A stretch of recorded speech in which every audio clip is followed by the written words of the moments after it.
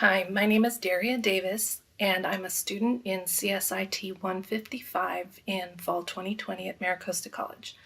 The name of my presentation is Should Social Media Platforms Regulate and/or Censor Fake Content and/or Hate Speech?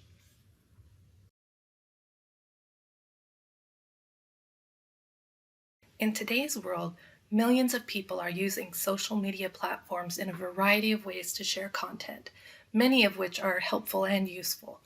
We can share photos and videos with family members who live thousands of miles away. And we can share funny jokes and memes as a means of entertainment. We can also help find lost children and pets by sharing their photos on social media. And much of today's marketing and selling has now moved to an online format. So overall, I would say that social media has done amazing things to help connect people, help them stay in touch, and grow their businesses. Unfortunately, however, some of the features of Facebook and some of the other social media platforms has turned social media into a battleground for people not only to share misleading and bogus information, otherwise known as fake news, but worse yet, to use social media as a way to bully others and to use it for hate speech. In this presentation, I will share with you my thoughts on the regulation of social media content. I will share with you information about the evolution of Facebook, the spreading of hate and false information. I will give you some arguments against regulating content. I'll provide you some information about the First Amendment and social media, some arguments for the regulating of content, and I will provide you with a conclusion. Although there are arguments both for and against the regulation of content, I believe social media platforms should regulate their own platforms, especially when it comes to hate speech. But first, let's talk about how social media got started. Back in February 2004, a man by the name of Mark Zuckerberg and his college roommates at Harvard were looking for a way for the students on campus to interact with each other. They came up with something called the Facebook, and they opened up membership just to the students at Harvard, and within 24 hours, 12 to 1,500 students signed up.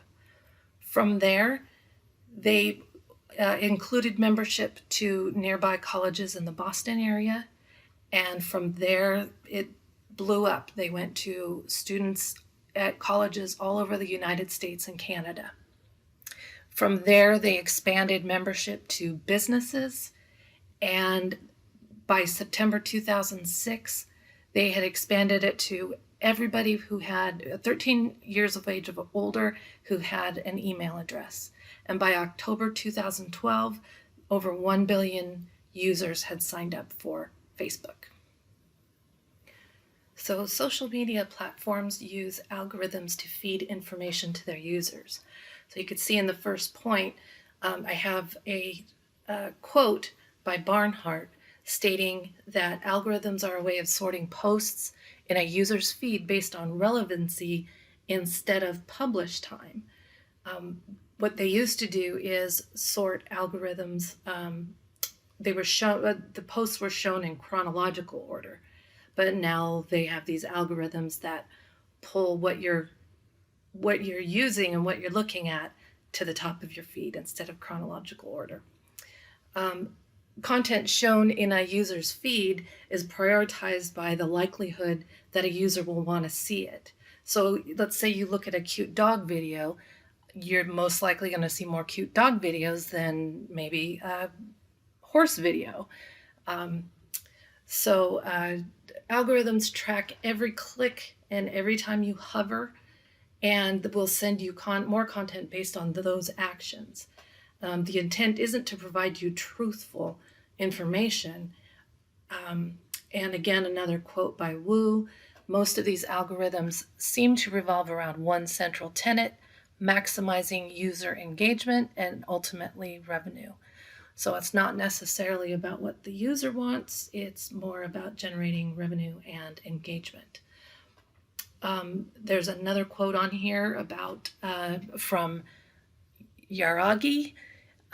stating that while computer programmers may not create algorithms that start out being discriminatory, the collection and curation of social preferences eventually can become adaptive algorithms that embrace societal biases.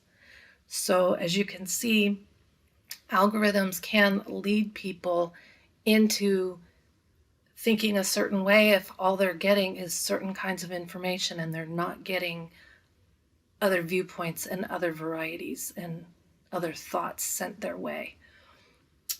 And finally, another quote from Hudson's article: "The internet is the main recruiting ground for most of today's violence and hate-based group." And that was actually a quote from Shannon Martinez, who's a program manager for Free Radicals Project. And she went on to say, "Comprehensive data may be difficult to nail down.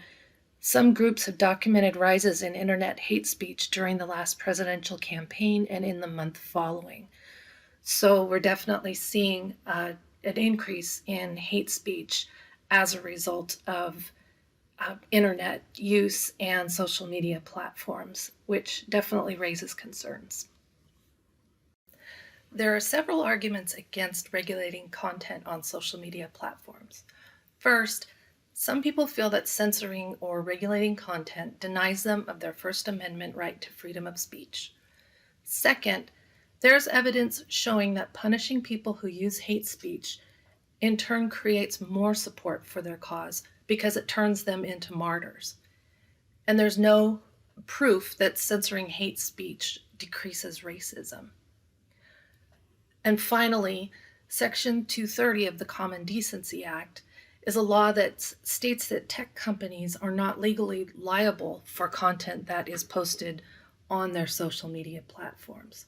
So those are three reasons why there are arguments against regulating content. Let's talk a little bit more about the First Amendment. In this slide, we talk about the First Amendment. The first bullet point is the First Amendment, which restricts government censorship. In the second bullet point, there's a quote taken from Free Speech and the Regulation of Social Media Content. And it states that one of the core purposes of the First Amendment's free speech clause is to foster an uninhibited marketplace of ideas, testing the truth of various ideas in the competition of the market. Social media sites provide one avenue for the transmission of those ideas. And it talks about how the Supreme Court has recognized the internet as an important exchange for this type of communication. One thing that's important to note, though, is that the right to freedom of speech means that you're allowed to express yourself without interference or constraint from the government. It does not mean that you're allowed to say whatever you want, whenever you want, to whomever you want. And I think people forget that part of it. There are also arguments for regulating content on social media applications. First, violence related to hate speech is growing worldwide.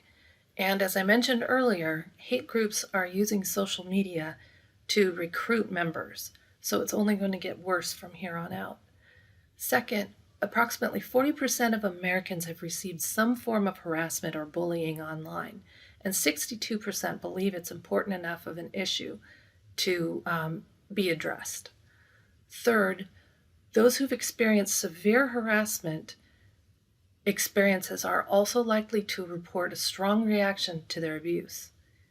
More than 44% say their most recent experience caused severe mental or emotional stress. 44% say they found the incident extremely or very upsetting. And 29% felt that their physical safety, or the physical safety of somebody close to them was at risk. In addition, 59% of U.S. teens have been bullied or harassed online, and over 90% feel that it's a major problem for people their age. In response to the First Amendment argument, the First Amendment protects people from government constraints, whereas social media platforms are actually private industries. A quote from Frank Lamont, who's the director of the Bruckner Center for Freedom of Information at the University of Florida, states that when a government agency refuses to let a speaker speak, we call that censorship, and it's a First Amendment problem. But when a private platform like Twitter refuses a speaker, then that's different because it's a private entity. So those are the arguments that I have for regulating content. In conclusion, although the First Amendment was meant to embrace a certain amount of freedom of speech, well-functioning governments already restrict at least some speech. There are laws against committing perjury, disclosing classified information, and making terrorist threats. All of those restrict certain amounts of speech, but no one seriously doubts their constitutionality. The right to free speech means that you're allowed to express yourself without interference or constraint by the government, but it doesn't give you the right to just say anything you want to anybody. Many people don't understand that. So in my opinion, the First Amendment argument really doesn't hold water in this particular situation. In addition, we don't let kids run around a playground unsupervised. It just isn't safe to do so. We have an adult, a teacher, a playground supervisor, somebody like that to monitor them so that nobody gets hurt. We have security guards or police present at concerts or sporting events or even political events. And we have bailiffs who are available in courtrooms. This is done to protect and maintain order so that things don't get out of hand, and comes out of a need for us to regulate those who cannot regulate themselves. Because of this, I firmly believe that social media platforms who have created algorithms to provide us with very specific content in the first place should also be able to use those algorithms to create or flag fake content and hate speech. They need to act as the playground attendant, the security guard, the bailiff, the police officer, so that everyone can use social media safely. Social media sites determine how content is presented and have policies that give them the right to moderate and remove content as needed. Because they have this much control already, I feel they should take it one step further to make sure that the content that is delivered responsibly. We even learned at our CSIT 155 class about the importance of having clear rules and guidelines when setting up a business platform in order to maintain order. We can do this on a small scale, but it needs to be done at each level all the way up. Perhaps tweaking or limiting algorithms to stop the spread of misinformation would be a good start. Flagging content that's wrong and getting rid of hate speech would also help. As stated earlier, social media platforms do have the means to place stricter guidelines to maintain order. It may cost user engagement and some revenue, but I believe it's a moral obligation on their part to do so. If you've listened for this long, I appreciate it, and thank you very much.